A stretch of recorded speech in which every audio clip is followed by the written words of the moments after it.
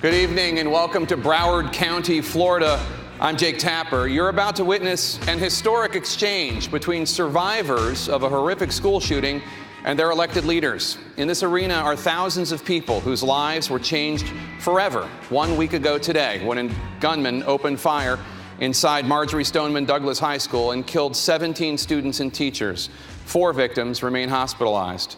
But since that horrible day, we have seen this community come together, and we have seen an amazing and eloquent group of students with various opinions talk about what they feel needs to change. We're here tonight to facilitate your desire to speak directly to your leaders. Students and family members and faculty will get to ask questions to Florida's 2 U.S. Senators, Republican Marco Rubio and Democrat Bill Nelson, as well as their Congressman, Democrat Ted Deutsch. And later tonight, these students and their families will get to ask questions of the Broward County Sheriff, Scott Israel, and a national spokesperson for the NRA. We should note that President Trump declined an invitation to be here tonight, either in person or from the White House, as did the governor of Florida, Rick Scott, who declined to be here in person or from Tallahassee. Before we begin tonight, we want to take some time to remember the 17 beloved members of the community who were murdered 1 week ago today.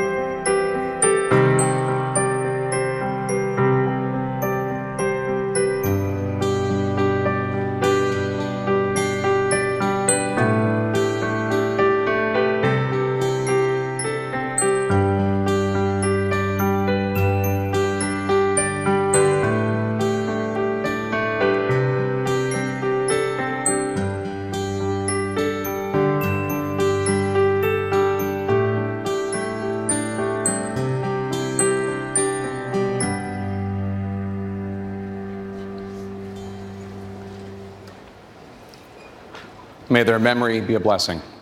Students, parents, and teachers, the lawmakers are ready to answer your questions, but first, they each wanted a minute to address you specifically. I'm going to start with Congressman Deutsch. Thanks, Jake. Thank you.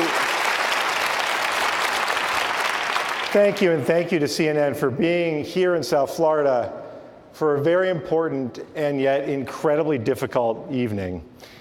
A lot of people have told this community, people from all around the world, that it's too soon. It's too soon to get together to have this kind of forum. It's too soon to talk about preventing another tragedy like the one that struck our community from happening anywhere again. It's too soon to talk about getting weapons of war out of our communities. It is not too soon. It is too late for the 17 lives that were lost.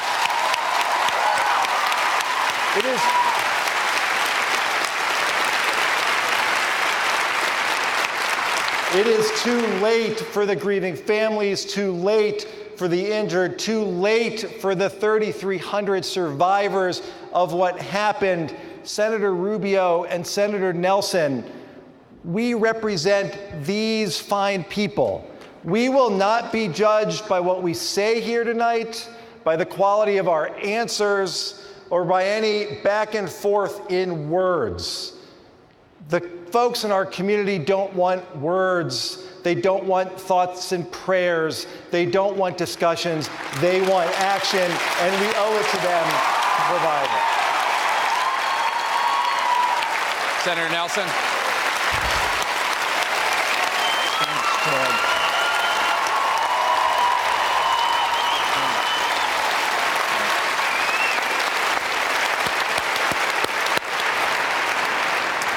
Senator Nelson. We're all grieving. Your hope gives me hope. Your determination gives me more determination. And what we're facing is what's going to be done. Now, there ought to be some common sense solutions, like getting the assault rifles off the streets.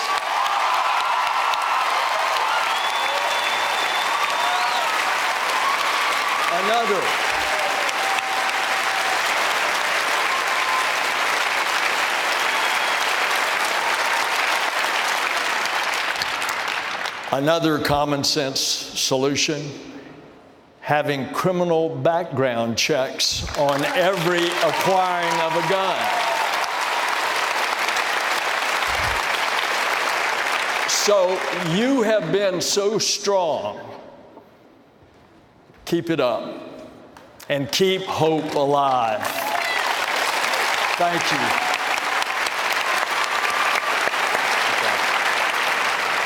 Senator Rubio.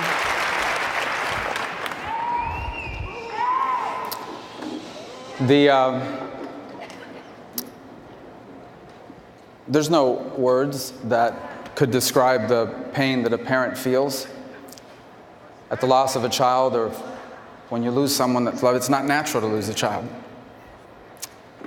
And I am a U.S. Senator, and I'm also a member of this community, and I'm also a father, and I'm also a husband, and I'm also someone who loves, but I don't know what the pain it's like to lose a child. I did not grow up in a school or at an era in which children were shot in classrooms. And even as we watch this pain and the nation suffers with you, we can never know the feeling. I can tell you this, there is a message that's come through loud and clear. And that is that beyond simply the pain, mixed with that pain is a demand for action. And well, in that realm, I want to be honest with you. I think all of us would like to see action, but I want to tell you what we're going to struggle with. We are a nation of people that no longer speak to each other. We are a nation of people who have stopped being friends with people because of who they voted for in the last election. We are a nation of people who have isolated ourselves to only watch channels that tell us that we're right. We're a nation of people that have isolated ourselves politically, and to a point where discussions like this have become very difficult. I'm here tonight, and I'm here tonight to answer any question anyone has, explain anything you want to know about what I stand for, what I've done, and what I plan to do. And to the students that are here tonight, the ones on the stage, the ones in the audience, I want you to know that I'm actually extremely excited about your engagement. And I'll tell you why. I'll tell you why. Because I think you have a chance to do a lot more than change guns laws. You should push for that. You have a chance to do a lot more than that. You have a chance to change the way we talk about politics in this country. And the reason why this event is here so important tonight, the reason why this event is so important, none of us wish we were here. 8 days ago, none of you thought you would be here. But we are here, and it's important that we are, because tonight, people who have different points of view are going to talk about an issue that I think we all believe, and that is that this should never have happened, and it can never happen again. And if we want to truly ensure that it doesn't, if we want to ensure that it doesn't, then we are going to have to find a way as a nation, to work with people that may not agree with us on certain things, without accusing one another of being evil people. And my side is as guilty of that as any. And here's what I hope for the students. Do not make the mistakes that my generation is making. It may not be, I hope it's not too late for my generation, but it most certainly is not for yours.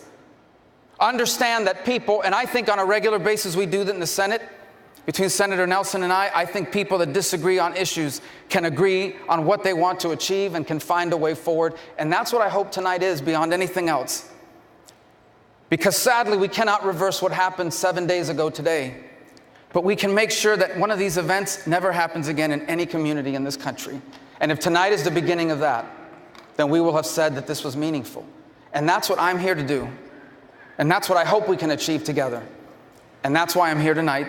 You may not like everything I say or everything I stand for, but I want to find a way forward to solve this problem so that never again will any community have to face this, any parent have to face this, or any child, yours or mine, have to face this in what I believe is the greatest nation on earth. Thank you.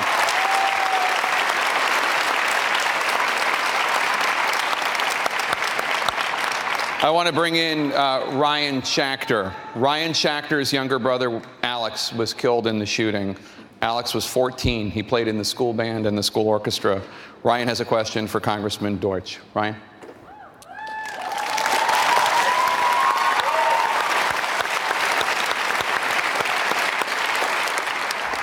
Congressman Deutsch, my name is Ryan Schachter. I'm a senior at Marjorie Stoneman Douglas High School. My brother Alex was killed in the shooting last Wednesday. I'm supposed to go back to school in the upcoming week. My friends and I are worried that we are going to be murdered in our classrooms. What reassurances can you give me, and what specifically are you going to do to make sure that we can't have this fear? Well, first of all, I offer my heartfelt condolences. I'm sorry for your loss. And I understand why you feel that way, because in our country today, what happened at Stoneman Douglas has happened too many times. What am I going to do? Well, as a starter, next week when we go back to Washington, we're going to introduce legislation to make sure that assault weapons are illegal in every part of this country.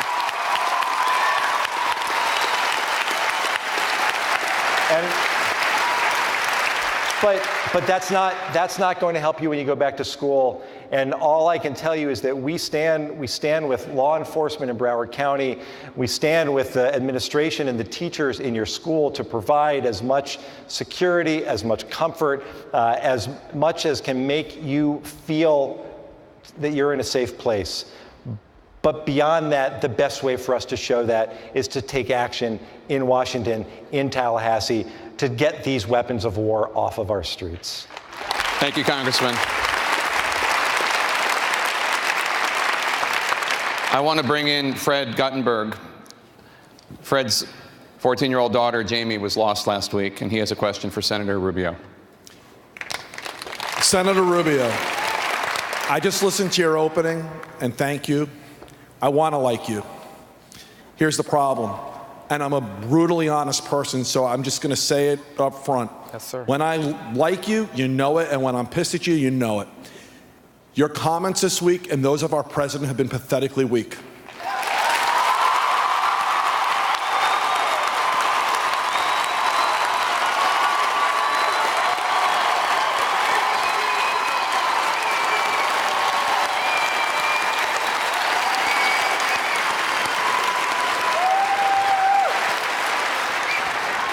So, you and I are now eye to eye, because I want to like you.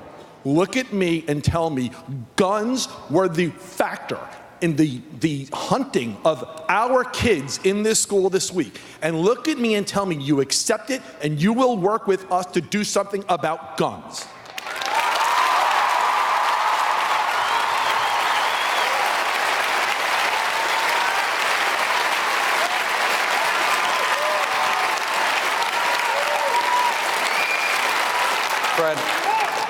Fred, I'm not, first of all, let me explain what I said this week, and I'll repeat it.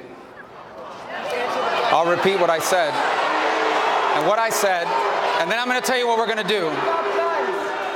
We're going to talk about guns, and we're going to talk about what I said this week, and here's what I said. I said that the problems that we are facing... Let him speak. I think we need to hear it. I'm saying that the problems that we're facing here today cannot be solved by gun laws alone. And I'm going to tell you what we've done already and what I hope we'll do moving forward. Were guns the factor in Absolutely. the hunting of our kids? Of course they were. And here's it's what the weapon of choice. Can you say that? Number one, Fred, I absolutely believe that in this country, if you are 18 years of age, you should not be able to buy a rifle, and I will support a law that takes that right away. Fantastic. I will support the banning of bump stocks, and I know that the president has ordered the attorney general to do it, and if he doesn't, we should do it by law. I will support changing our background system so that it includes more information than it includes now, and that all states across the country are required or incentivized to report all the information into it. And let me tell you what I've done already. Last year, when we came up with our budget in the Senate, I pushed for and got approved $50 million a year through the Sandy Hook Initiative to provide a threat assessment fund for all states to be able to stand up in each of the school districts a way to identify people who could potentially do this and get ahead of it before it happens. I support moving forward on that initiative and making it widely available for everyone around the country. Now, I think what you're asking about is the assault weapons ban. Yes, sir. So let me be honest with you about that one. If I believed that that law would have prevented this from happening, I would support it. But I want to explain to you why it would not. Senator Rubio, my daughter, running down the hallway at Marjorie Stoneman Douglas, was shot in the back. Yes, sir. With an assault weapon, the weapon of choice. Yes, sir. Okay? It is too easy to get. It is a weapon of war. The fact that you can't stand with everybody in this building and say that, I'm sorry. Sir, I do believe what you're saying is true.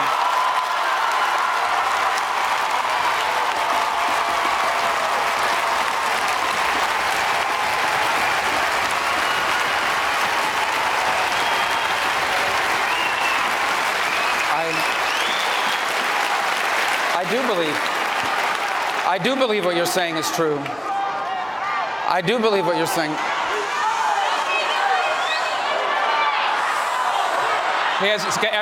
Everyone. The senator has a right to be heard. He's answering Mr. Guttenberg's question. I do believe what you're saying is true. I believe that someone like this individual and anyone like him shouldn't have any gun. Not this gun, any gun. But I want to explain to you for a moment the problem with the law that they call the assault weapons ban. And if you'll give me and indulge me for a minute to explain to you the problem. First, you have to define what it is. If you look at the law and its definition, it basically bans 200 models of gun in this country, about 220 specific models of gun. Good. Okay? But it allows legal 2,000 other types of gun that are identical. Identical in the way that they function, in how fast they fire, in the type of caliber that they fire, in the way they perform. They are indistinguishable from the ones that become illegal. And the only thing that separates the two types, is if you put a plastic handle grip on one, it becomes banned. If it doesn't have a plastic handle grip, it does not become banned. So let me explain, if I may, just for a moment more. Are you saying what the problem has been with the law. You will start with the 200 and work your way up? I would explain to you what has happened. It's a place to start. We can do that. Well, but let me explain to you what's happened. So in New York, they have passed that ban. And you know what they've done to get right around it? It took them 15 seconds to do it. They simply take the plastic tip off of it. They just take the plastic grip off the front or the back. So we don't start. The same gun, and it becomes legal. Performs the exact same way. So what my belief remains, that rather than continue to try to chase every loophole that's created, it's why it failed in '94, it's why they're getting around it now in California, it's how they get around it in New York, is we instead should make sure that dangerous criminals, people that are deranged, cannot buy any gun of any kind. That's what I believe a better answer will be. Okay. Your answer speaks for itself. Thank you, Mr. Guttenberg. I appreciate your time. The only thing I'm not going to tell anybody in this room not to feel strongly and not to feel emotional. The only thing I will tell you is when you do this, you're eating up into the time that other people in the audience, other people who want to ask questions are asking questions, okay? So you behave how you want to behave, but I want to make sure that as many people in this community get to ask questions. That's why I'm here. We're going to go now to junior Samantha Grady. She was in one of the classes that the gunman attacked, and she has a question for Senator Nelson. Senator Nelson, I was shot twice. I was grazed on my back and ricocheted on my chest. My best friend was killed right in front of me. And the experience that I had can never be taken away from me, no matter how much I want it to be. What are you gonna do to strengthen background checks to prevent another tragedy like this from occurring again? We have in Florida what is known as the gun show loophole. There was actually a constitutional amendment passed in 1998 to our state constitution. And it was to be left up to the counties. And most of the counties have not enforced the gun show loophole. And as a result, you can go to a gun show if it's not a licensed federal dealer that is selling a gun. There is no requirement of a criminal background check. That's one thing can be done not only in Florida, but that can be done in Washington as well.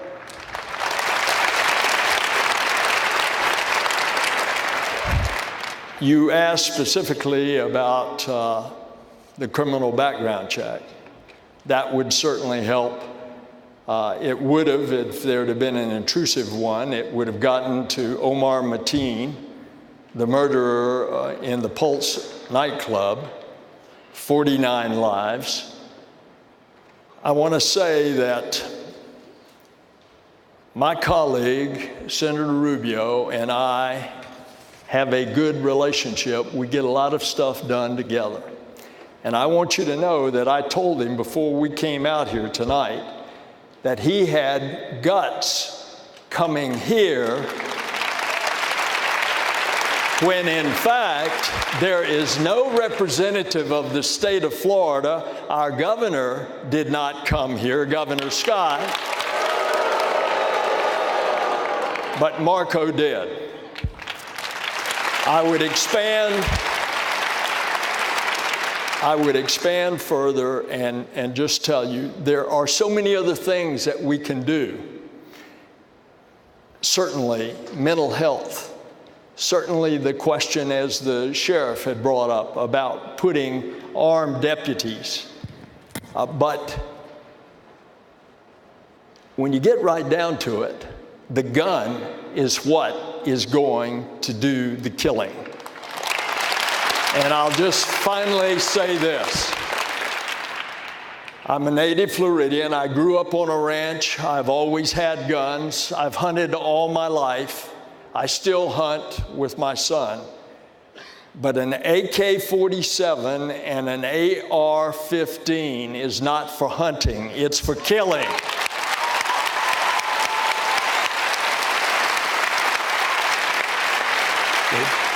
I want to bring in Gabriel Edenbaum. He's a first-year student. He saw the shooter across a courtyard at school and hid in a closet until a SWAT team arrived. And Gabriel has a question for Congressman Deutsch. Gabriel. Dana, why can a 19-year-old with mental health issues and other problems walk into a gun store and buy an AR-15 and ammunition? How was he able to get a gun when he was mentally ill and his mom called the cops on him 39 times? Right. First of all, I can't imagine how terrifying that must have been for you. And you're right to ask the question. The fact is, in this case, this shooter, 39 times law enforcement came to visit. There were disturbing, frightening social media postings. The fact is that what we need to do, and there are efforts at the state and there is federal legislation that would do it, is provide law enforcement the opportunity to get a gun violence temporary restraining order so that if it's clear that someone might do damage, then that person's gun should be taken away from them. And I know, Jake, I know this is not a debate, but I don't know if we're going to get back to it. And I just want to respond to something Senator Rubio said because he told us a lot about his views on the assault weapons ban. And I would just simply say this: if there is a problem with the assault weapons ban, which, by the way, when it expired, let's be clear, mass shootings went up 200% in the decade after the assault weapons ban expired. But if there is a problem with the way that was written, if there were too many loopholes for people trying to get around it to utilize, then let's bring up the assault weapons ban and close all those loopholes so that we have a bill that keeps people safe.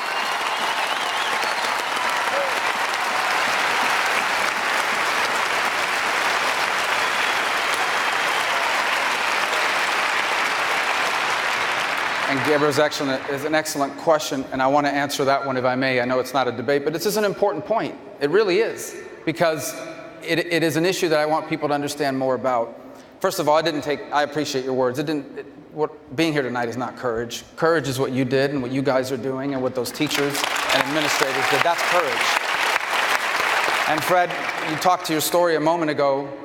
I would tell you that what you've done in this effort, irrespective of we may have a different view on something, that's courage. That's real courage. Now, on the issue that you've raised about the background checks, relate directly to what you said about the assault weapons ban.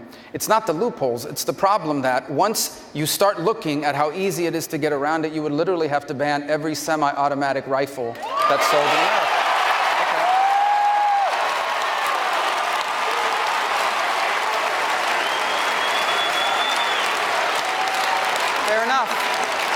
Fair enough. That is a valid position to hold. But my colleagues do not support banning every semi-automatic rifle sold in America. I believe that the idea that a gunman like this could march down the halls of Stoneman Douglas High School and fire off 150 rounds in 6 or 7 minutes, that gun should be banned. There is no reason that anybody should own one of them. And that is a very valid point. But my point is that under the law that you support, there would still be 2,000 guns that were legal that could do the exact same thing. Well, then let's sit down and figure out what they are so that we can ensure people... I know, but look, this is an important discussion because now you're seeing what the debate is about the assault weapons ban. And I just ask, are you in favor of banning any gun that can do what the AR-15 can do? Yes or no? I am in favor. Senator Rubio, if you have a concern about something, let me just answer this question because it's important. It is. That's the whole debate. Yeah, and the answer to the question is, do I support banning weapons that fire off 150 rounds in 7 to 8 minutes, weapons that are weapons of war that serve no purpose other than killing the maximum number of people they can? You bet I am. Okay. That's important to know.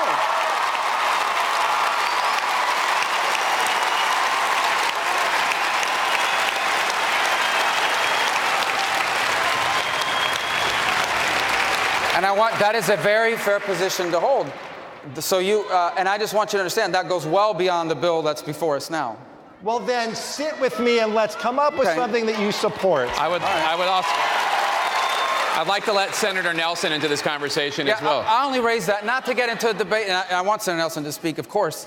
I just want to say that the reason why I raised that point is so you understand that is what the debate is about. It is about the fact that there are over 2,000, virtually every rifle sold in America today can do what that gun does. That's not true. It is true. It's absolutely Senator Nelson. I'm sorry, go ahead. Let me tell you about the bill that I have co-sponsored. It defines very specifically assault rifle. It lists 200 different assault rifles.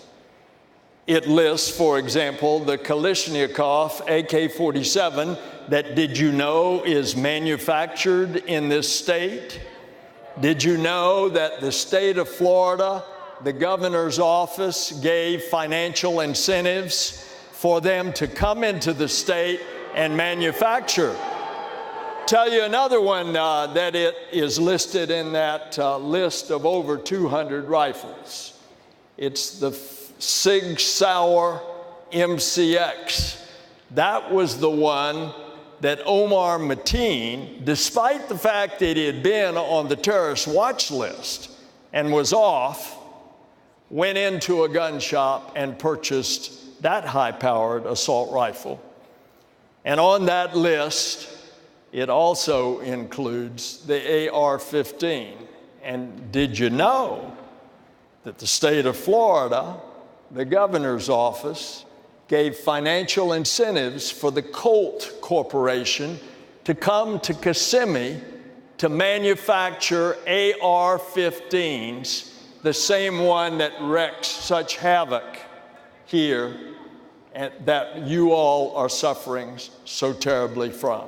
Thank you. And so it can, in fact, be defined if you're very specific, and that's the bill that I am a co-sponsor of. Thank you, Senator. I want to bring in Senior Ryan Deitch. He has a question for Senator Rubio. First, I'd just like to say to Senator Rubio, thank you so much for coming out here. I know, especially everybody that I've been working with over the past week, we've just really wanted to reach out and speak face-to-face to anybody who has a say in this debate. And I know this is not a debate, this is a discussion, but I'm just thankful to have you here, to be looking at you today. Thank you so much, sir, for coming. Now I'd like to say, Senator, these drills, code reds, active shooters, they've been a part of my life for as long as I can remember. When I was in 5th grade, I had to hide in a closet, in a bathroom for 3 hours, and just waiting with my teacher and nearly 20 other kids to see that just because a shooter has come to our town, not even in the school itself, now 7 years later, I'm in a closet with 19 other kids waiting, fearing for my own life.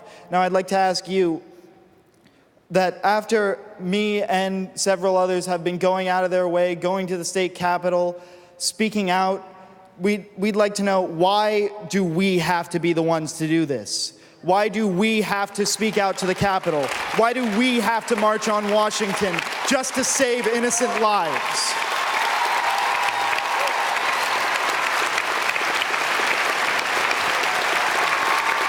I agree.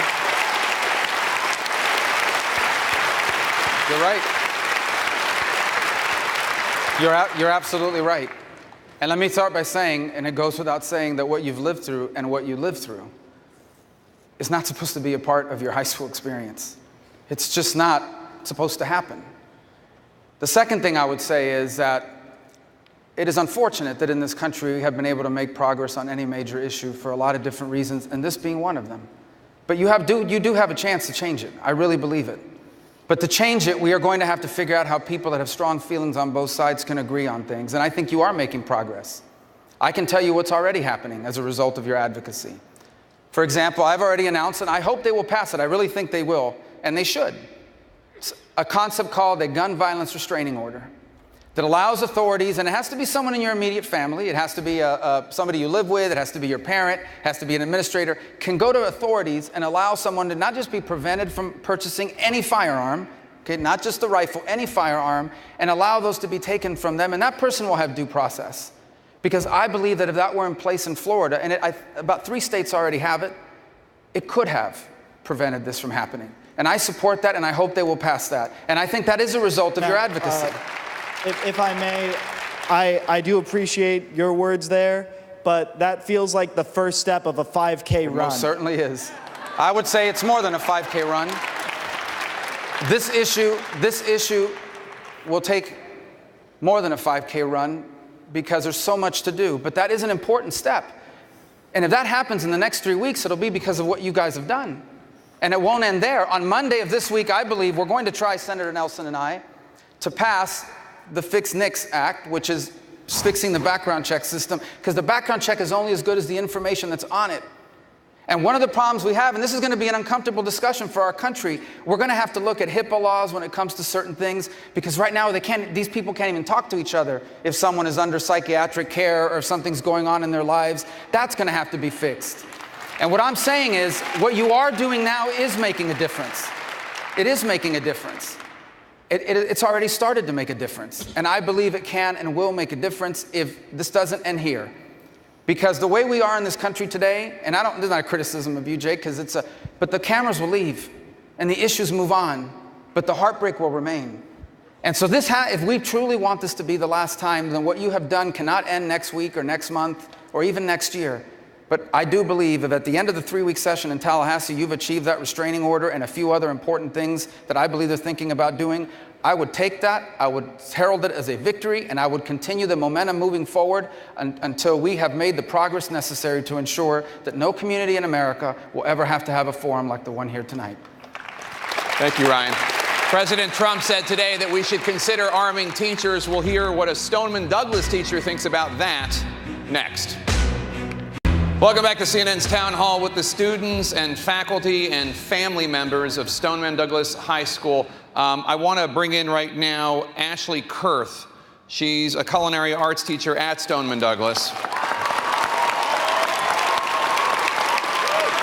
For those of you at home who don't know, because I think everybody in this room knows, she sheltered 65 students in her classroom during the shooting.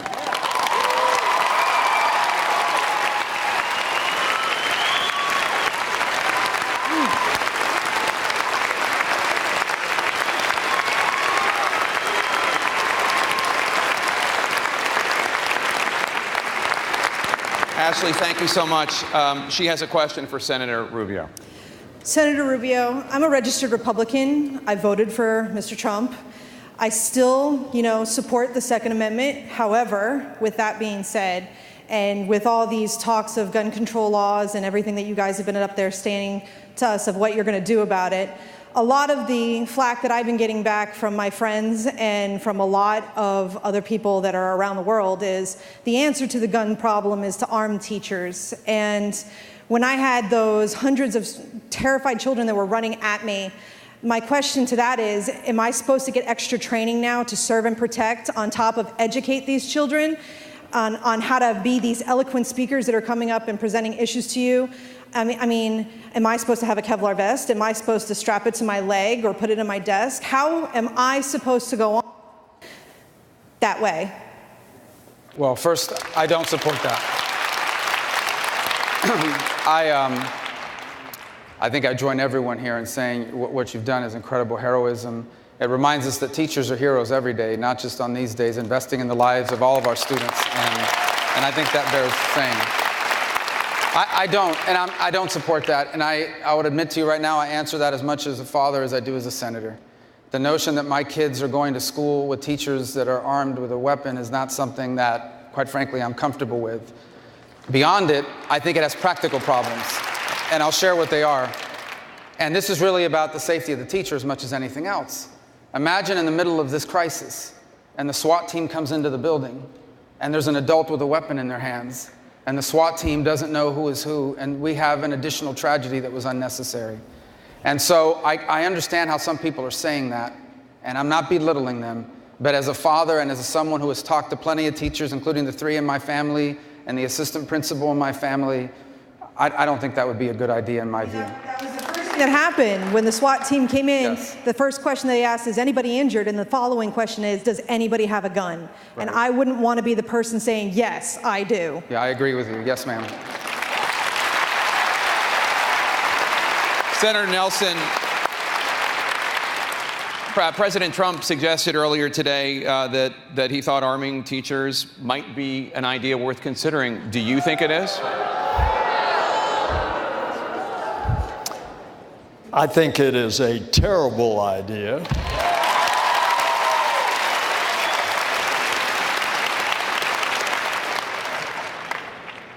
You know, I was so impressed on the TV of the students, what they were saying to the president. And then the president comes out with suggestions like that. You heard what the superintendent said. He doesn't want to have to arm teachers. Now, the sheriff came up with a suggestion that he's going to have a deputy that will be armed. But that deputy can't be in all of your buildings in a school of 3,000 students. It will help if it's a deterrent, it's good. But if the weapon is a high caliber, rapid fire assault weapon, it is hard to go into a fight against that if you've got just a handgun. That's not a fair fight. So get the assault weapons out.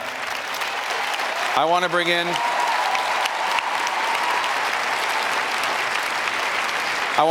Robert Shentrup. Robert lost his sister Carmen in the shooting last week. She was 16. She was a National Merit semifinalist. Robert's question is for Congressman Deutsch. Robert?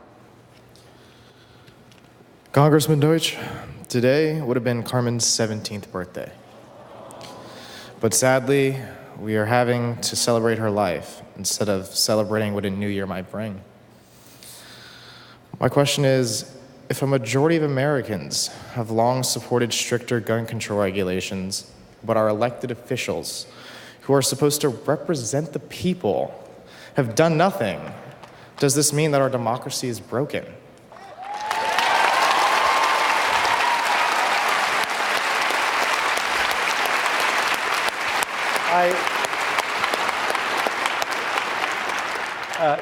First of all, I'm so sorry. I'm so sorry for your loss. What you're doing here is celebrating her life. What you're doing in asking that question is honoring her memory. And let me be pretty straightforward about that. Is our democracy broken? A little bit. A little bit it is. And I'm going to tell you why. First of all, when it comes, you said it's widely supported. There was a poll that came out yesterday that showed that 97%, which when you add in the margin of error, is everyone in America, supports universal background checks. Now, so there, look, I don't have a good answer for why something that's supported by 100% of the American people hasn't been passed. Instead, look, there's a bill,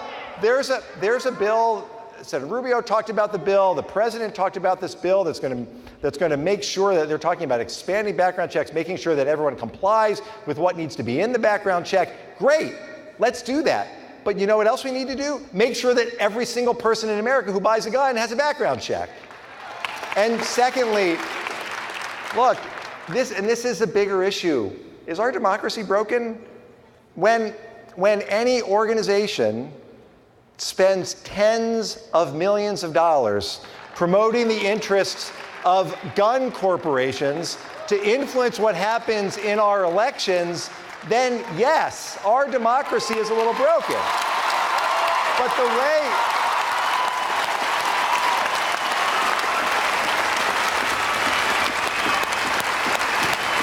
But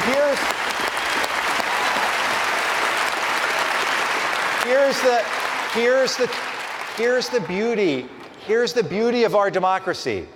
No matter how much money the NRA spends on political campaigns, millions and millions of dollars spent trying to convince people that representing the interests of gun companies is more important than standing up for the safety of the people of America, no matter how much they spend, here's why our democracy is great. Because everything we've seen from the 3,300 survivors of Marjory Stoneman Douglas, the leadership that has been shown is leading a movement that is so much stronger than money spent in political campaigns.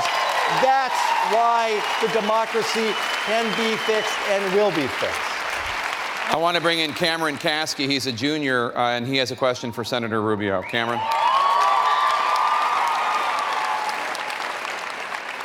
Sorry, I know I'm not supposed to do this, but I'm not gonna listen to that. Senator Rubio, it's hard to look at you and not look down the barrel of an AR-15 and not look at Nicholas Cruz. But the point is, you're here, and there are some people who are not. And I need to ask two things of you. Number one, Chris Grady, can you stand up? This is my friend who's going to the military. I need you to tell him that he's going to live to make it to serve our country. And then we'll get to the other one. Not only are you going to live to serve our country, you and all of you have a chance to change our country.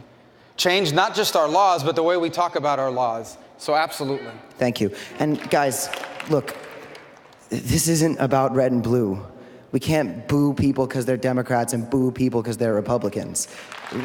Anyone who's willing to show change, no matter where they're from, anybody who's willing to start to make a difference is somebody we need on our side here. And this is about people who are for making a difference to save us and people who are against it and prefer money. So, Senator Rubio, can you tell me right now that you will not accept a single donation from the NRA in the future?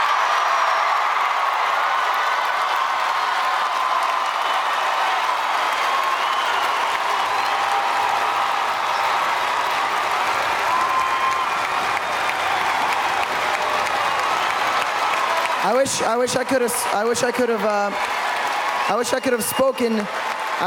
asked the NRA lady a question. I wish the NRA lady I could have talked to, because I would ask her how she can look in the mirror, considering the fact that she has children, but maybe she avoids those. What is that? I'm sorry? I don't freaking know. That's okay. The question is about NRA money. So number one, the positions I hold on these issues of the Second Amendment, I've held since the day I entered office in the city of West Miami as an elected official.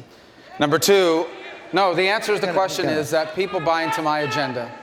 And I do support the Second Amendment. And I also support the right of you and everyone here to be able to go to school and be safe. And I do support any law that would keep guns out of the hands of a deranged killer. And that's why I support the things that I have stood for and fought for during my time there. NRA money? More NRA money? That is the wrong way to look. First of all, the answer is people buy into my agenda. You can say no. Number second, well, Guys, the influence of any group, we're going to be here all night. The influence of these groups comes not from money. The influence comes from the millions of people that agree with the agenda. So the millions of Americans that support the NRA and who support gun rights groups. Senator. Guys, if you... Cameron is having a conversation with Senator Rubio. Let's let them talk. Listen, I respect, you can ask that question and I can tell you that people buy into my agenda. I will answer any questions you guys have about any policy. Right now, guys, be quiet. And I just think that ultimately that is not our goal here. Our goal here is to move forward. Wait, so hold on. So right now, in the name of 17 people, you cannot ask the NRA to keep their money out of your campaign? I think in the name of 17 people, I can pledge to you that I will support any law that will prevent a killer like this. No, but I'm talking NRA money. No, because... matter of fact, I bet we can get people in here to give you exactly as much money as the NRA would have. But it's not, I understand, and you're right. Can you stand up and donate to that real quick? Okay, not a lot, but we'll get it. I'll do it. You're right about that. Quite a bit of money so far. Well, you're right about that. There's money on both sides of every issue in America. And where that leaves us in policymaking is to look at the issues and make a decision based on what we think is right. But ultimately, look, the First Amendment is as important as the Second. And therefore, you have every right to ask that question of me, and I'm here to tell you that I will stand for the things. Are you going to be accepting money from the NRA in the future? I've always supported, I will always accept the help of anyone who agrees with my agenda. But my agenda is also, I'll give you a perfect example. Your agenda is protecting us, right? Well, I'll give you an example this very evening. I have told you that I support lifting the age from 18 to 21 of buying a rifle. My understanding, as before I walked out here, is that that organization is not in favor of that. But I think that's the right thing to do. I don't know what their position is on teachers being armed, but I don't think they should be, because that's what I think the right thing to do is. When I offered my bill to restrict people on the terrorist watch list or that have been on the list for the last 10 years from purchasing a weapon, they didn't take a stand. I don't think they certainly didn't support but I offered it. I will do what I think is right. And if people want to support my agenda, they're welcome to do so, but they buy into my ideas. I don't buy into theirs. Okay, so I knew that was going to happen. NRA, please just keep the money out of Rubio, okay? If he wants to run again, Thank guys you, Cameron. Appreciate it. Stay with us. More survivors of the shooting at Stoneman Douglas High School. Stand up. Next. Welcome back to the BB&T Center in Florida and CNN's Town Hall with the students and families and faculty of Stoneman Douglas High School. Next week, students are going to return to campus for the first time since the shooting. Our next question comes from first-year student Michelle Lapito. She has a question for Senator Nelson. Michelle? I just wanted to start with, my school is not going to be just another statistic in the 18 shootings that happened this year. But my school's going to be the last and the beginning of gun control. Stoneman Douglas is strong and will be heard because our kids and our staff did not die for nothing. They died for change and they died for each other. Their deaths will not be taken in vain, but as a calling for the change, gun control, and safety in America. They're watching us from heaven, and we are going to save what they died to protect. So I had a question for Ms. Lush, but she's not here yet. So for her and the NRA, which she's probably watching, and all of you puppet politicians that they are backing, was the blood of my classmates and my teachers worth your blood money? Senator Nelson, you don't have to answer that question.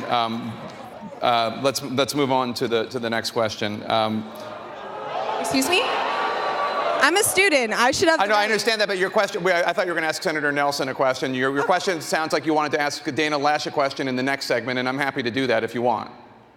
It's actually fine. I had another question for you, Senator Nelson. Okay, let's do that then. So, I'm gonna have to go back to school, onto the same campus, to the same building, to pick up my stuff, to resume my classes, to keep studying. And I'm never going to feel safe on another public school campus ever again. I never want to have to go through and feel like I'm putting myself in such a vulnerable situation ever, because that was one of the worst moments of my life.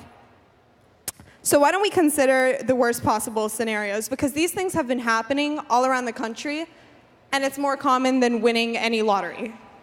Why don't we assume the worst situation like we do on planes, where we have life vests in case we land in the ocean, or slides in case we need to do an emergency crash? Why don't we have Kevlar vests in classrooms for our students? Why don't we build our walls with Kevlar so that kids aren't being shot through their own walls because they're so cheaply built? Why don't we have more funding to protect ourselves? Why do you guys protect yourselves with guns, protect yourselves with vests, and you protect America's children with nothing but drywall?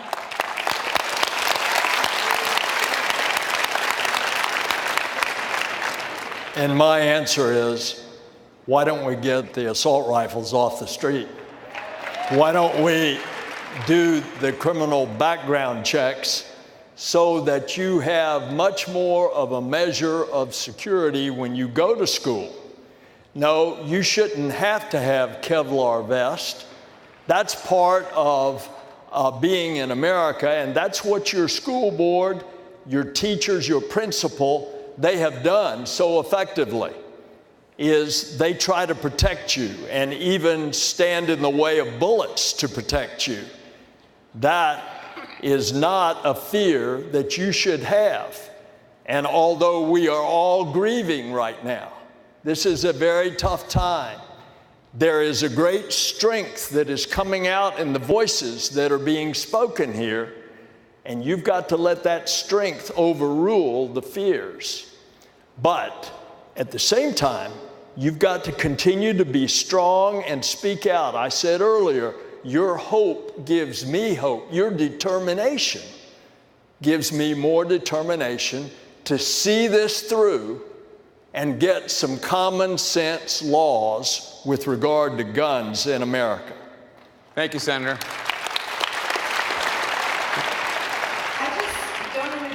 Why it had to take so many students' lives, so many teachers' lives, all of this for it to change. Why does it have to take so many? By the first time, it should have been changed. But it's gone this far. Let me just add one other thing. You lost a future Olympic medalist whose funeral I was supposed to be attending, but you know what? Change is more important because that's what they would have wanted.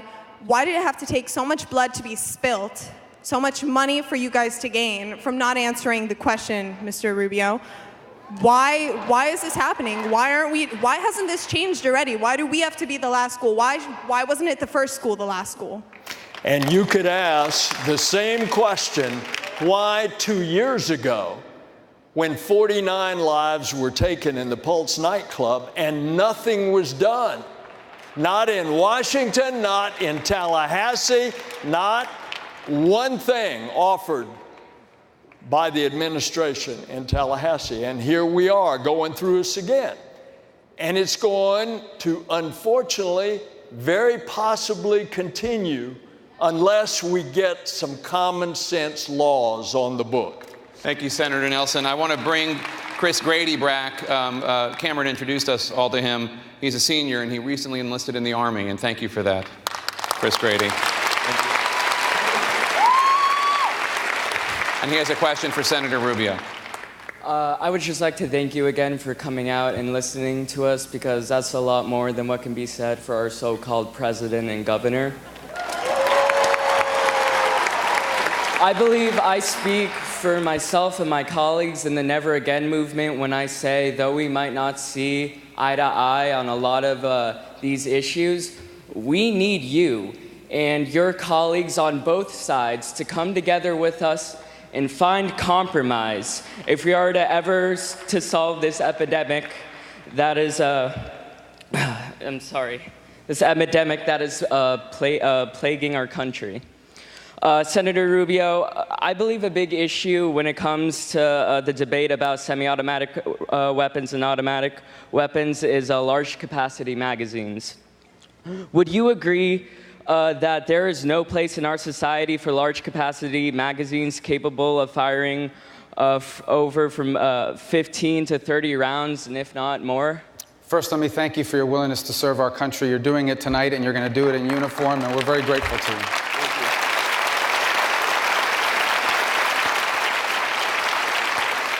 And I'm glad you asked that question, because I traditionally have not supported looking at magazine clip size. And after this and some of the details I've learned about it, I'm reconsidering that position, and I'll tell you why. I'll tell you why. Because while it may not prevent an attack, it may save lives in an attack. And I'll let the authorities discuss at the appropriate time why I say that. But suffice it to say that I believe that there will be evidence that at a key moment in this incident, three or four people might be alive today because of something that this deranged killer had to do. And obviously it's not for me to make law enforcement announcements. I don't know what the right number is. I know that there are, for example, handguns that have 17. And so we'll have to get into that debate. But that is something that I believe we can reach a compromise in this country, and that I'm willing to reconsider. Because I do believe that in this instance, it wouldn't have prevented the attack, but it made it less lethal. And that's the kind of thing that I hope my colleagues, and that's why these discussions are important, because they do lead you to rethink positions after you've taken new information and new input from people. By the way, American politics is the only part of our lives where changing your mind based on new information is a bad thing. We do it in every other aspect of our lives. And we have to stop doing that as well. So that is an issue I'll look into, absolutely. Thank you, Senator. There's no question that the Republican Party is more allied with the NRA than the Democratic Party, but it also is worth pointing out that the Democrats controlled the House, the Senate, and the White House in 2009 and 2010, and gun control was not a priority. That's just a fact. Senator Nelson, was that a mistake by your party? Yes. When the Senate had 60 votes, as we did until Ted Kennedy died, that's how we got the Affordable Care Act passed. And yes, gun legislation under those circumstances should have been considered, because there had been a lot of massacres up to that point. It was Sandy Hook that occurred later in the Obama administration that a lot of people thought would be the turning point, because of these little first, second, and third graders gunned down. And yet, nothing was done. And then you go through all the other shootings. And so I can tell you that in the meantime, until we do get 60 votes again in the US Senate, when we can guarantee that we would get the legislation through, I'm going to continue to work with my colleagues, and specifically Senator Rubio, to see whatever we can get.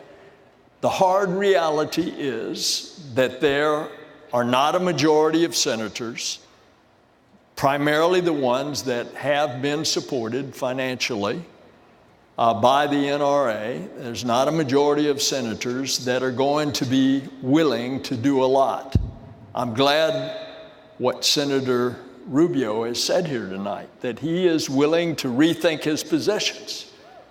And so I'm looking forward to doing everything that we can and accomplish as much as we can, given the circumstances politically that we're in. Thank you, Senator Nelson. Sheriff Senator. And, and Senator Nelson said in the meantime. The meantime doesn't mean in the next 5 years or 7 years or 10 years. It means in the next few weeks. On Monday, when we return to Washington, D.C., we're going to try to do this thing called unanimous consent, where basically you don't even really have a vote. It's just unless any senator objects, it passes a law to fix the background check. I believe there are 60 votes to ban bump stocks. I believe that we could potentially have 60 votes at the federal level to change the age from 18 to 21 on the purchase of any rifles. I believe, and I know you're a co-sponsor of the Safe School Act, it's the Safe School Act that's been filed by a member of Congress from Florida that is going to be filed on Monday. Right. It's going to be filed on Monday by Senator Hatch of Utah that I believe we can also pass in the Senate. So there are things that we can begin to do on issues that there is consensus on. My biggest fear remains that our attention span in this country on virtually every issue is 7 to 10 days, and then we pivot. We're one tweet away or one story away from focusing on something else.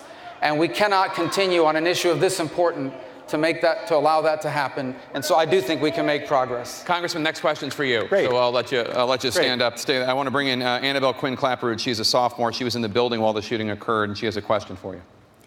Hi. When it comes to the safety and security of our students in our schools, how come there aren't equal methods of protection deployed to all schools despite their social infrastructure, crime rates, and median income?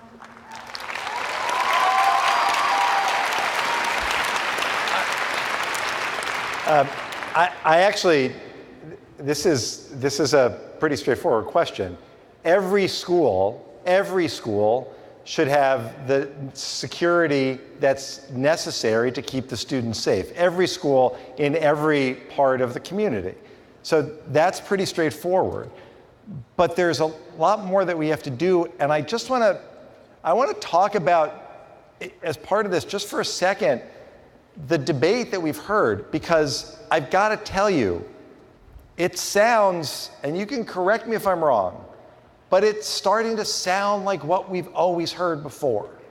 And here's the thing, it's not a 5K, it's a sprint right now for the people in this community. The fact is banning bump stocks, something that converts a semi-automatic weapon into a killing machine, we don't need to think about that. We need to do it next week. Next week. Thank you. And fixing the background checks again. Senator Rubio, I appreciate the effort to pass legislation that the NRA can live with, that helps with the background check, but it doesn't require everyone to get one. That's not complicated. Yes, ma'am. Will my school campus be safe when I return? Because I plan to not return until I know that something is going to change. And I'm not the only one.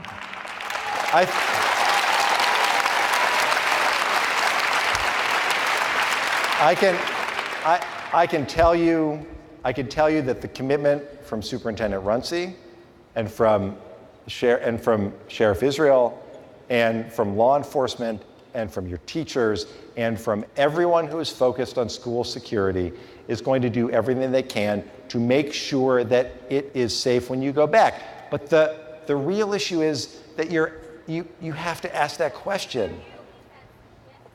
Sorry?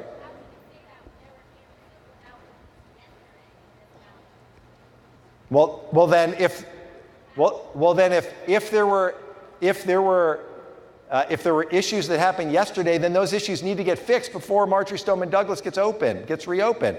That's absolutely right. Look, I can tell you that we need to have the community come together. Everyone who's involved in security needs to be involved to make sure that your school is safe. And everyone who cares about the safety of the schools, who represents you either in Tallahassee or in Washington, also has to do everything they can to make sure that you're safe. And when Congress goes back next week, we need to move forward. We need to take care of the bump stock ban. We need to have universal background checks. We have to pass the bill that says if you're too dangerous to fly, then you shouldn't be able to buy a gun. All of those things should be done next week. And here's the last thing. The discussion that's taking place here tonight is important. It's really important for everyone here to hear it. But the reason things are going to be different this time is because the people in this room and the people around the country who are inspired by the people in this room, and that's high school students and college students and adults in every part of the country, they're not going to let this debate just go back. They're not going to simply go back and let us go to Washington and have panels and discussions and hearings. The time, I said it at the beginning, Jake, I just got to say it again. The time for talking about how we fix things in Washington when it comes to guns is over. It's over. We know what we have to do. This is not, and I want to just finish with this is not a partisan issue. I've spoken to so many Republicans, so many in this room, who have said, look, at this point, there is one issue and one issue only that I am focused on, and that is making sure that we take action to keep our kids and our schools safe and to get dangerous weapons of war off of our streets. That has to be our priority, and we've got to do it now. Thank you, Congressman. I want to thank Senator Rubio, Senator Nelson, and Congressman Deutsch. Your presence here tonight has made a tremendous impression on all of us. And as Senator Rubio said, minds have been opened tonight. When we come back, a national spokesperson for the NRA will be here. The Broward County Sheriff will be here to answer the students' questions face to face. Stay with us. Welcome back to CNN's Town Hall with the students and families and faculty of Stoneman Douglas High School. In the days following the shooting, many students expressed their frustration about one group, the NRA. Dana Lesh is the national spokesperson for the NRA. She is here with us, along with Broward County Sheriff Scott Israel. We're going to be asking them questions in this segment. Sheriff Israel, I do want to start with you about a question that was asked earlier. You ordered today that a deputy or deputies in Broward County will be present at Douglas School, but also at schools throughout Broward County, carrying rifles, armed. This afternoon, President Trump suggested that teachers, we should think about arming them as well. We discussed that a little bit here earlier. I'm wondering what you, as a law enforcement officer, what you think. I don't believe teachers should be armed. I believe teachers should teach.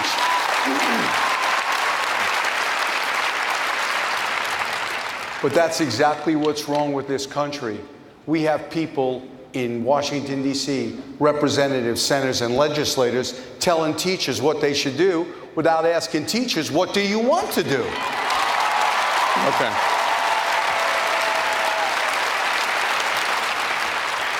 I want to bring in right now Senior Emma Gonzalez. She has a question. She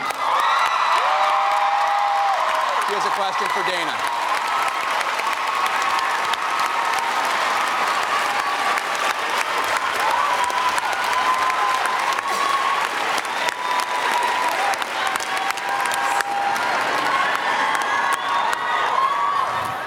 First of all, I want to thank Mr. Foster for teaching us everything we learned. I could not have written that speech without you. Half of that was like directly from notes, and I want to thank you for that. Second of all, I had a thing I was going to say.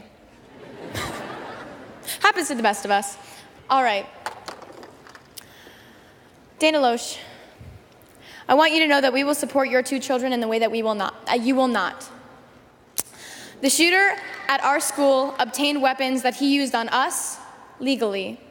Do you believe that it should be harder to obtain these semi-automatic and weapons and the modifications for these weapons to make them fully automatic like bump stocks? Well, first off, Emma, I want to applaud you for standing up and speaking out.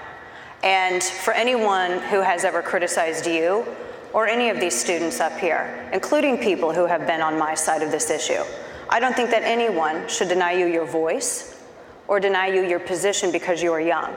We want to thank you for that. I was a very politically active teenager, and I'm on this stage as a result of that. Think of how far you all could go as a result of voicing your beliefs. Now, I want to answer your question, and I want to be allowed the opportunity, which is why I am here, to talk and have this discussion with you all and answer these questions. This is why I came down here. I don't believe that this insane monster should have ever been able to obtain a firearm, ever. I do not think that he should have gotten his hands on any kind of weapon. That's number one. This individual was nuts. And I, nor the millions of people that I represent as a part of this organization that I'm here speaking for, none of us support people who are crazy, who are a danger to themselves, who are a danger to others, getting their hands on a firearm. And we have been for over 20 years, and I have been screaming about this, which is why I'm here, because I have kids, and I'm not just fighting for my kids, I'm fighting for you, I'm fighting for you, I'm fighting for all of you, because I don't want anyone to ever be in this position again. I want everyone to think about this for 1 second. This goes right into your question.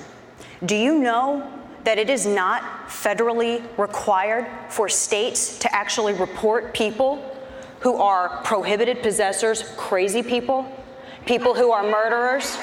No? We've been actually talking about that for a long time. Let me answer the question. Let me answer the question. You can shout me down when I'm finished, but let me answer Emma's question.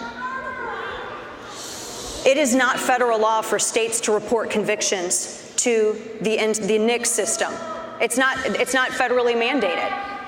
That's the big question, and I wish that this network had also covered this more as other media networks would have covered it. That's a huge, wait a second. You guys, if I can't hear her statement, I can't come up with a rebuttal. Please. Wait a second. Do you guys want to stop mentally insane individuals from getting firearms? You better not get one now. Yes? They have to be in the system. If they are convicted, you can convict them, you can adjudicate them mentally unfit. If a state does not report it to the National Crime Information Center, when you run that form, this madman passed a background check. How was he able to pass a background check? He was able to pass a background check because we have a system that's flawed. The Sutherland Springs murderer was able to pass a background check because the Air Force did not report that record. I think I'm just gonna interrupt you real quick and remind you that the question is actually, do you believe it should be harder to obtain these semi-automatic weapons and modifications to make them fully automatic, such as bump stocks? Well, I think the ATF is deciding about bump stocks right now. The president ordered the DOJ to look into it. I'm asking your opinion as a representative of the NRA. That's what the NRA's position has been.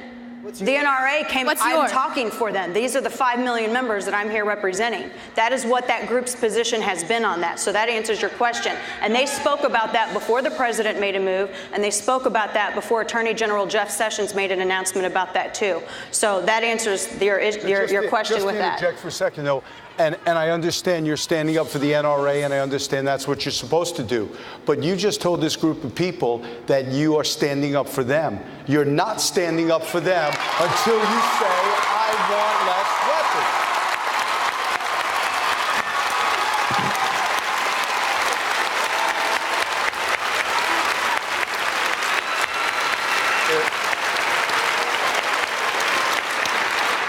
weapons. These people want 3 things. And I come here tonight with 39 years in law enforcement. I've Baker Acted people. I've taken weapons from people. the men and women I've worked with for almost 40 years, we know how to keep America safe. Number one, we have to, you're right, we have to take weapons out of the hands of people that suffer from mental illness. We have to expand the PIKA Act. We have to be able, when police encounter someone, Emma, when police encounter someone who is going through a mental illness, we don't only have to wait, or we shouldn't have to wait until they are a danger to themselves or someone else. We should be able to take them to an institution that's going to examine them and take weapons away from them right then and there at that time. And Sheriff, you're a member of the NRA, yes? No, you're not a member of the NRA. I want to bring in Diane Wolk-Rogers, who teaches AP World History. One of the victims, Carmen Shentrup, was in her class, and she has a question for Dana as well. Dana, I viewed the dead body of Carmen Shentrup, our student. I watched her mother and father kiss her goodbye one last time and close the top of her casket. I looked at Robert and I hugged him, my dear, dear Robert, and I told you that Carmen, she died a martyr. Our kids have started a revolution. I'm proud and I'm inspired to be a part of Never Again. Now here's my question. I'm a history teacher. I asked my students to define terms for me. So I'd like you to define something for me, because I've wondered about it, and I want to know, what is your definition of a well-regulated militia, as stated in the Second Amendment, and using supporting detail, explain to me how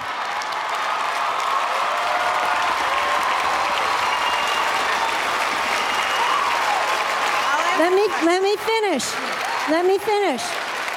And using supporting detail, explain to me how an 18-year-old with a military rifle is well regulated. And the world, our country, our nation is going to grade your answer.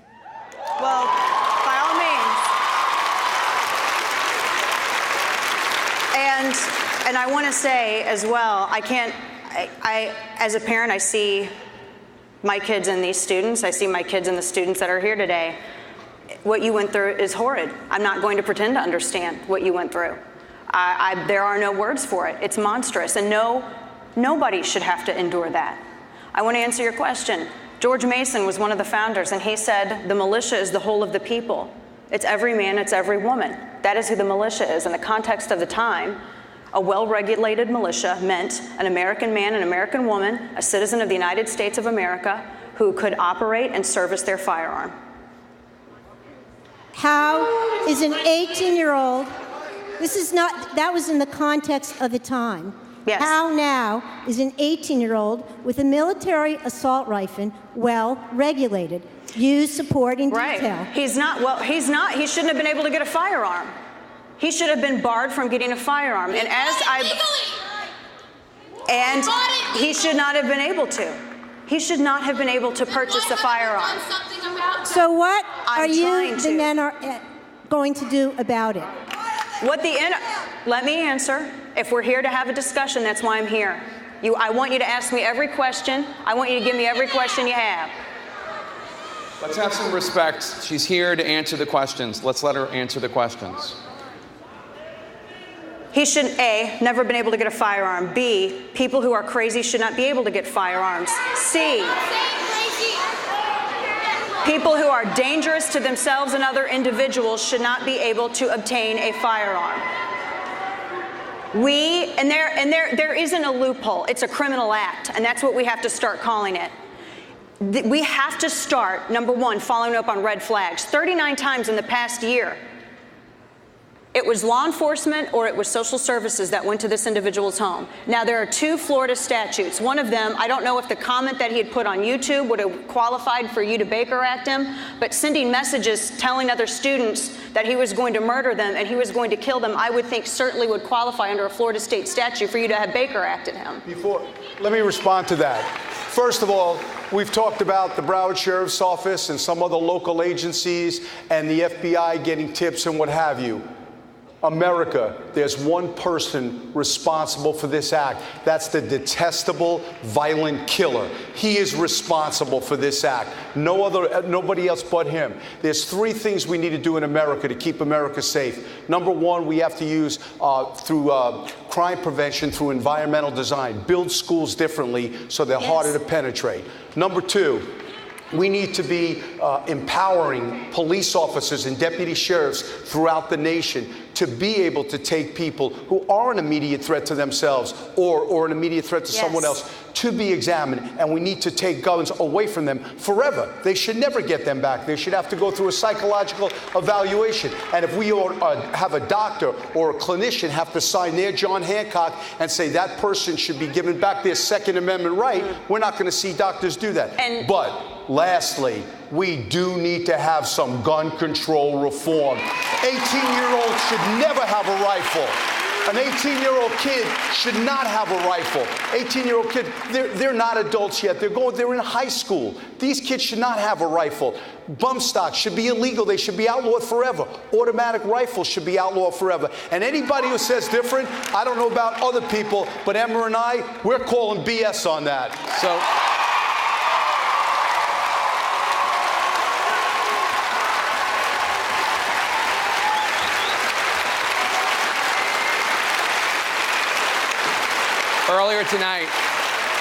Earlier tonight, I'm going right to you. Earlier tonight, Senator Rubio said that he supported the notion of raising the legal purchasing age from 18 to 21 for semi-automatic weapons. That is not the position of the NRA. Why is it not your position? Well, it's not the position of the NRA because I think that if we are asking young men and women to go and serve their country, that they should be able to also have a firearm. I'm also thinking of young women. There is a military exemption. There is a military exemption. True, but with specifically where it relates to long guns, because it's 21 for handguns, 18 for long guns.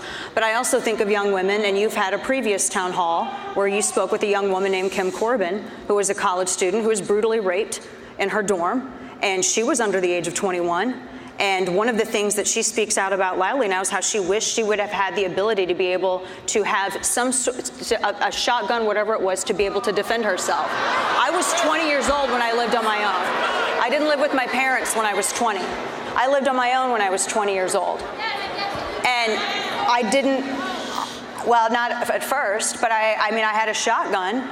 But I think that we have to take that into consideration. We have to think about individuals. I mean, if you're old enough to vote, you're old enough to drive a car, you're old enough to serve your country, I think that you are old enough if, now here's the caveat, if anyone wants to listen to the caveat. The caveat though, Jake, and for everybody out there, is if you are not a danger to yourself or others. That's what it comes back to. If you are not a threat to yourself or your community, that is what it comes back to. Hey, Chris, you're serving. How do you feel? You're going to the military. You're 18. How do you feel about Cameron, that? That's okay. I want to go to Alyssa. I'm sorry. I want to go to Lori Alhadeff, who lost her daughter, Alyssa, in the shooting. Alyssa was 14. She was a soccer player. And Lori has a question for Dana. Lori. Please hold all applause to the end. Wake up, America. Fight for the survival of your children. Fight for the right to go to school and to feel safe. No child should ever turn to their mother at 6 years of age and ask, "Mommy, am I going to die today?" My name is Lori Alhadeff. My daughter is Alyssa Alhadeff. She lost her life at school, shot 3 times, and she was not able to be identified until 2 a.m. on the morning of February 15th, along with 16 other parents who lost their children. I am tired of people doing nothing. This horrific incident has to be the catalyst that finally puts things in action. Let's make our schools safe again. Hashtag Alyssa Alhadeff. In 2013, the NRA released a 225-page report to call for more security at schools. It detailed security guards, teacher training, bomb-sniffing dogs, expanded police presence in schools. Here we are 5 years later, and nothing has been done. Our teachers need to be properly trained to teach our children how to handle a code red. We can visually mark hiding areas in the classrooms to protect our children from being gunned down. Where are our metal detectors? Where is our bulletproof glass? Where are children's ID badges with the photos, names, and the ability to open locked doors? Where are the new versions of Amber Alerts before school safety? Where are the lists of things to do and the ability to do them that every school needs to have in order to provide safety for our kids? Where is the funding to protect the ones who will be the future of our nation? Who is funding the safety protocols? How are state and federal teams working together? How do the local police forces support our schools? Who will lead the programs to pass new laws that require security cameras, bulletproof shields in classrooms, more drills for teachers to help manage things such as things that they have faced? Where are the school psychologists? Who is helping to put a plan for that in place? And why hasn't anything been done since Sandy Hook? How many more of these do we need to endure before something happens? We need an emergency meeting now. Put politics aside and put our children first. I don't want to see another parent lose a child in this senseless way. I want us to all send our kids to school with the feeling of security. In the name of #Alyssa Al-Hadef and the 16 others who lost their lives, and the thousands who were traumatized and are speaking up for their rights, we must bring about change, clear calls to action to make our schools safe again. How do the NRA and lawmakers work together? Who is going to pay for this? What is the plan to put things into action? These are my questions, and we all want a clear answer. Enough talk! What is your action?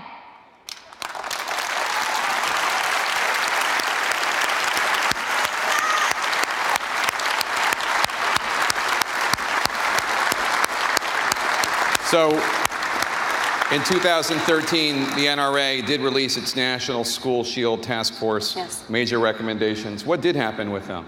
150 schools across the country have implemented them so far. It's up to the schools and the parents of those schools if they want to use those resources and they want to use those suggestions in order to, as this mother was suggesting, and those were great questions.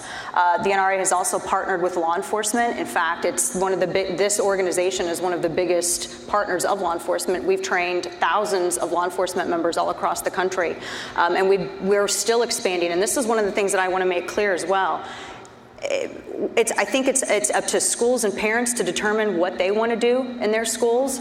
The NRA is not going to make that decision. If they want to have armed guards, if they want to have retired military, if they choose and teachers volunteer to be armed, I think that's up to each individual school and the parents of that school district. But if they also want a solution that doesn't involve firearms, if they want to talk about checkpoint systems, if they want to talk about reinforcing doors, the NRA, our resources are at their disposal. That's what School Shield was created for. Sheriff? I agree with what Dana said, but I think the problem is too many people want to do the same old, same old. The author said that doing the same thing over and over again and expecting a different result is insanity. We as this country, we need to do something different. If it doesn't work, it doesn't work. But let's try doing something different. Let's try and set, if you have a football team and they're getting burnt deep, you're going to not let the same receiver beat you're going to give them some help. You're going to bring a safety over the top. You're going to do something different. And what I think we need to do in America is something different and have less guns on our streets, not more guns. I'm just going to give Dana the chance to rebut, and then we'll go to the next question. We had 3 lawmakers on this stage, and only one of them hinted at reinforcing the background check system. It is only as good as the record submitted to it. Only one of them even got anywhere close to mentioning that. We have to have more than 38 states submit records. That's number one. Number two, we have to develop better protocol to follow up on red flags. This monster carrying bullets to school, carrying knives to school, assaulting students, assaulting his parents, 39 visits in the past year, that should never have been allowed to get that far. And I don't have the authority or the resources to follow up on that. If you want to give me the authority and resources, I'll follow up on those red flags. But I don't have that authority to do so. This is why we have to start asking these questions. I want to see your network ask these questions. I want to see these headlines in the media more. We have to follow up on protocol, and why are the states not complying with this law? So let's talk about red flags. The next question comes from Jim Gard. He's a math teacher. He had taught 3 of the victims, and he has a question for Sheriff Israel. Sheriff Israel, as far as I know, the FBI would be the expert organization and would have the experience and know-how to take tips, conduct an investigation, and conclude whether to act or not to act on such tips. It seems as though the FBI certainly had enough cause to investigate the case prior to the 17 murders. It's fair to say that people are disgusted with the inaction of this organization. Why were these tips considered unimportant enough to not have further action? Who would make this decision? As the FBI apologized for their failure to act upon these tips, who ultimately would be the person who decided that this now very relevant case was irrelevant? So, Sheriff, obviously this is a question for the FBI. I want to point out that we did invite the FBI director and somebody from the field office in Miami to come here tonight to answer your questions. They declined, but their excuse is that this is part of an ongoing investigation. But if you would address what you can about the red flags, not just the tips called into the FBI, but also the visits by the police to the shooter's house. How does that, Dana's talking about getting those red flags into some sort of system to prevent that person from being able to buy a firearm. How would that work? It obviously didn't in this case. How should it work? Yeah, let me start out by saying that if we had this conversation 2 or 3, 4 years ago, I would say the primary group of people, the primary industry that's going to protect our children are law enforcement. Now I actually believe it's the lawmakers. Things have to change in Washington, D.C., Tallahassee, and state capitals to make these changes. The Broward Sheriff's Office, we received tips, numerous tips on this killer. Some we answered by phone, some were out of state, some we went out there. Our command staff are actually looking into some of these tips to make sure we did everything right. If we made a mistake, I'll act accordingly and deal with it. The person responsible is the agent or the detective or the person who received the tip and didn't exercise their due diligence and took it where they needed to be. All that being said, what I'm asking the lawmakers to give police all over this country is more power. In Florida, we call it a Baker Act. It allows us to take an individual to be against their will, involuntarily, to go to a mental health facility and be treated. What I'm saying is if a police officer that we pay a good salary to keep us safe feels that the totality of circumstances, the computer, the bedroom, the pictures, the photographs, speaking to the friends, if we feel the totality of the circumstances rises to the level where we're concerned this person might be mentally ill, we need the power to take every firearm they have away from them and bring them to a mental health facility. 39 visits did not meet that standard? 39 visits, assaulting students, assaulting parents, taking bullets and knives to school. Did that not meet that standard? Well, which are you speaking about specifically? You seem to know about all 39. Well, I know there's one Florida statute where if he's sending messages threatening, if he's sending messages threatening to kill people, that right there, under Florida state law. Who did he send the message to kill people to? BuzzFeed, AP, Reuters, Yahoo News all reported that was to other students. Who was the victim?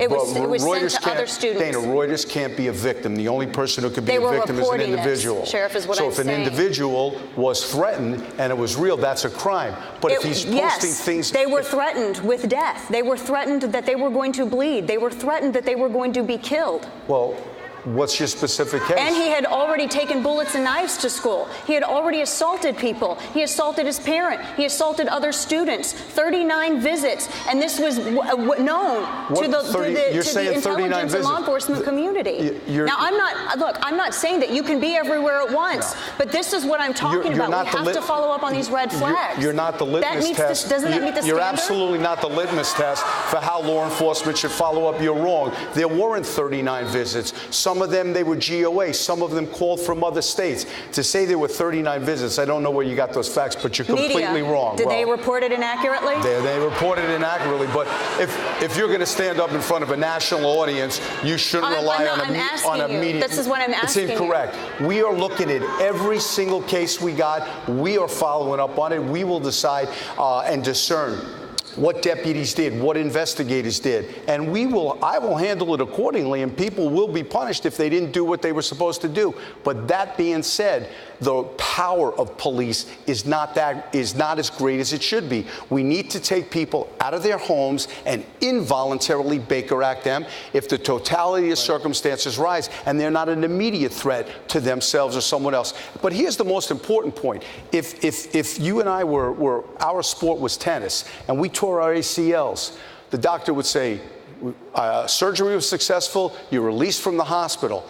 We can't go back and play tennis the next day. We need to rehabilitate. When we release an individual from a mental health facility, they're not ready to go out and carry a gun. They have to rehabilitate. And that's a year process, a 2-year process, and they should never be around firearms. That's where I agree with you. It's making sure people, but it's not one thing anymore. It's 3 or 4 things. It's building schools differently. It's having our mayors and our commissioners give more money to police, more money to fires, and more money to school teachers. Those are the most underpaid people in the world. And funding to reinforce schools. Exactly, yes. I want to go now to Linda Beagle-Shulman. She lost her son, Scott Beagle. He was a geography teacher who died protecting his students, and she has a question for Dana. Linda. Dana, the Second Amendment was ratified in 1791.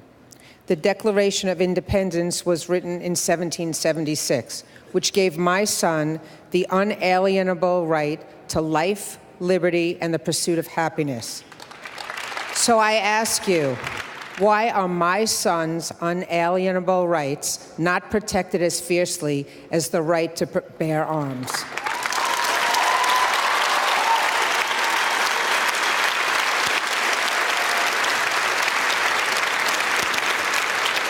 I'm sorry for what you experienced.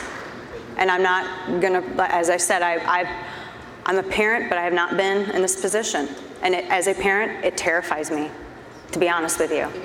It's terrifying. Now, you asked whether it's a life or firearms or life or Second Amendment thing. I think that all life should be protected. All life should be protected. That's why next week there's going to be good guys with guns that are going to be in school protecting lives, just as there's armed security here. We are in the presence of firearms protecting lives. This isn't if you believe in your right to self-defense, you hate kids, or if you believe in your right to self-defense, you don't believe that people have the right to live. That's not what this issue is. This issue is about making sure that we're protecting innocent lives. No innocent lives should be lost. None of them should. When the Second Amendment was ratified, they were talking about muskets. We're not talking about muskets. We're talking about assault weapons. We're talking about weapons of mass destruction that kill people.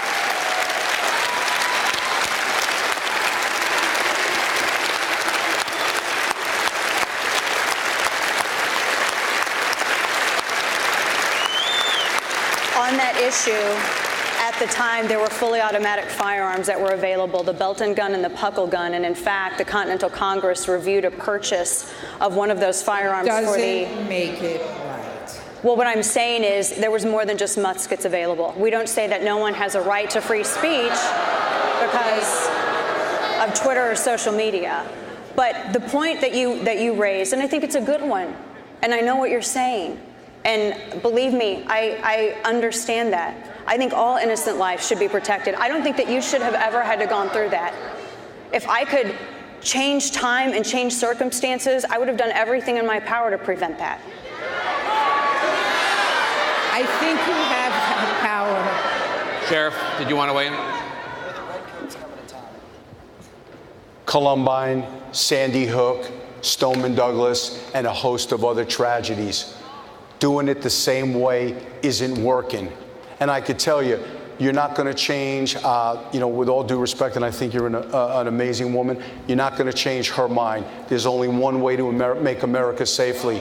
What you're going to have to do, as I said, this young generation, we didn't get it done, but you will get it done. Vote in people who feel the same way you do.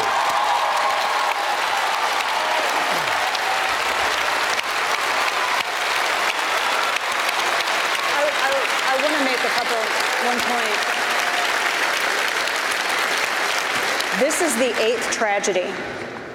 The 8th tragedy where we have seen numerous tips that have been reported and red flags that are we talking about prevention or not?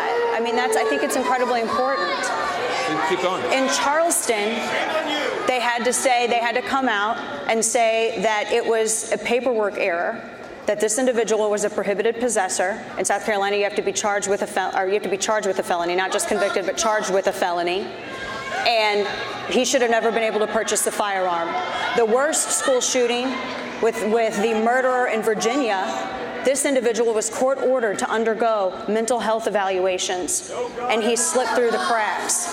He would have never been able to purchase if this had been known. This is what I'm talking about in terms of prevention and making sure that people who are dangerous should not have access to firearms without punishing law-abiding Americans who want to be able to have that same right to defend themselves.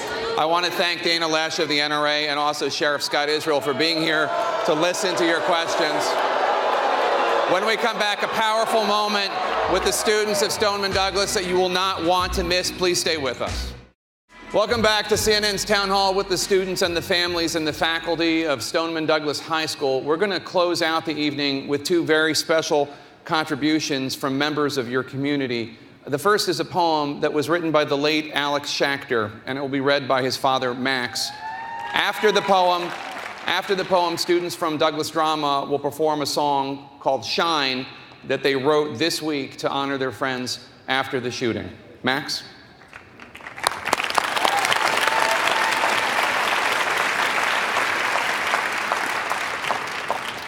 Two weeks ago, Alex was assigned a poem for a literary fair. He decided to write about roller coasters because Alex loved roller coasters. He wasn't writing about his life and had no idea his poem would become his future. Ryan, my son over in the red shirt, wearing the Stoneman Douglas Eagle Regiment shirt, read this beautiful poem at Alex's funeral, and now I would like to read it to you because it's amazing, I love it, and I want everyone to hear Alex's words. Life is like a roller coaster, a free verse poem by Alex Schachter. Life is like a roller coaster. It has some ups and downs.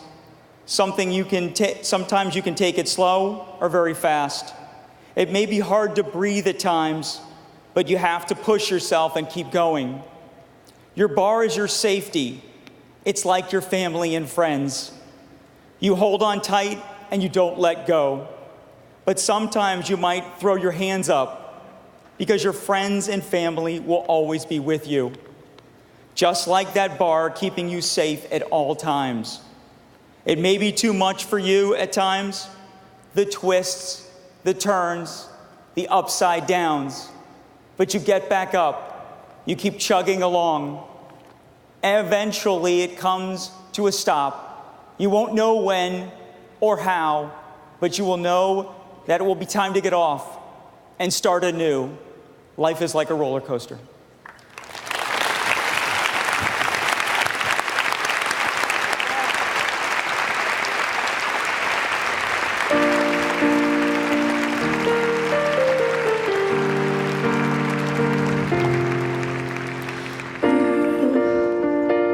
You threw my city away. You tore down the walls and opened up all the gates.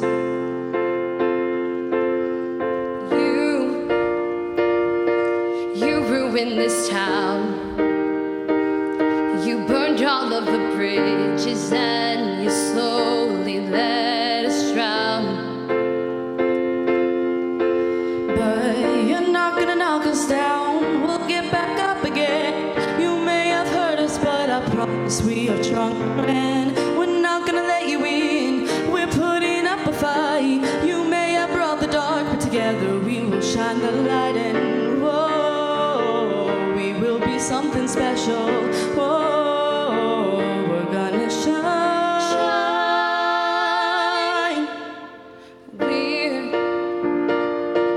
We're gonna stand tall. Gonna raise up our voices so we'll never ever fall. We're done with all your little games. We're tired of hearing that we're too young to ever make a change.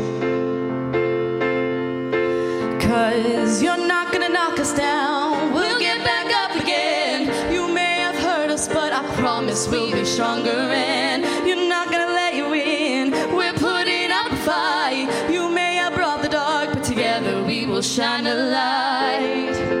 We can hug a little tighter, we can love a little more, laugh a little harder, we can stand up and roar. If we all come together, it will be alright. Stand up for one another and we'll never give up the fight. We refuse to be ignored by those who will not listen. There are so many things you can do to become involved. Reach out to your congressman, mail, call, and tweet. The smallest of words can make the biggest difference. Be the voice for those who don't have one. Together we have the power to change the world around us. You're not gonna knock us down. We'll get back up again. You may have hurt us, but I promise we'll be stronger, and we're not gonna let you in. We're putting up a fight. You may have brought the dark, but together we will shine the light. You're not gonna knock us down. We'll get back up again. You may have hurt us, but I promise we'll be stronger, and we're not gonna let you in. We're putting up a fight. You may have brought the dark, but together we will shine a light.